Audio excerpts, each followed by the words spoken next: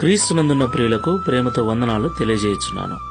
జనవరి నెల 31వ తేదీ 2024. ఈరోజు దేవుడు మనకు చేస్తున్న వాగ్దానం ఏమిటనగా, కీర్తనల గ్రంథము 91వ కీర్తన 6వ చరణం. చీకటిలో సంచరించు తెగులునకైనను మధ్యాహ్నమందు పాడుచేయ రోగమునకైనను నీవు భయపడకయుందువు. ఆమెన్. నా ప్రియమైన సహోదరి సహోదరులారా, మనం అంత్య దినములలో జీవిస్తూ ఉన్నాం. అపాయకరమైన కాలములలో బ్రతుకుతూ ఉన్నాం.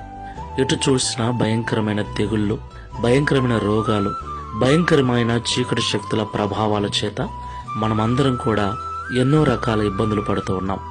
అవును ప్రియులారా, ఇంటి నుండి బయటికి వెళ్లిన వ్యక్తి క్షేమంగా తిరిగి వస్తాడన్నటువంటి నమ్మకం లేనటువంటి దుర్దినాలలో మనం బ్రతుకుతున్నాం.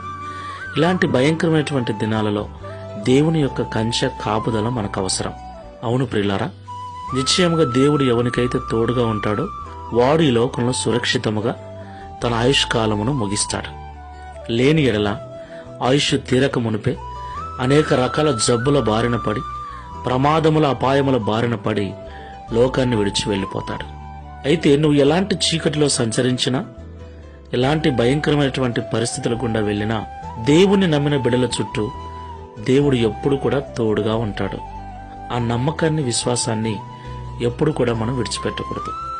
కాబట్టి బయటికి వెళ్లే ప్రతిసారి, తిరిగి వచ్చిన ప్రతిసారి, పని ప్రారంభించే ప్రతిసారి, ముగించే ప్రతిసారి ప్రార్థనాపూర్వకంగా దేవునికి మనం చెప్పుకున్నట్లయితే ఆయన కంచె కాపుదల మనకుంటుంది.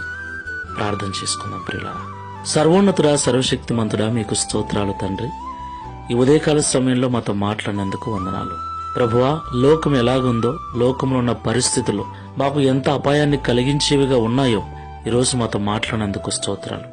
అయితే ఎంత భయంకరమైన పరిస్థితులు బయట ఉన్నప్పటికీ, ఎన్ని తెగుళ్లు సంచరిస్తూ ఉన్నప్పటికీ, ఎన్ని చీకటి శక్తుల ప్రభావములు, అపాయములు, ప్రమాదములు పొంచి ఉన్నప్పటికీ మేము ప్రార్థనాపూర్వకంగా అడుగులు వేస్తే నీ కంచె, నీ కాపుదల మాకుంటుందని, ఎటువంటి భయము మా యొద్దకు రాదు అని నిర్భయముగా ఉంటామని మాతో మాట్లాడినందుకు స్తోత్రాలు. ఈ ప్రార్థనలో ఏకీభిస్తున్న ప్రియులందరినీ జ్ఞాపకం చేసుకోండి.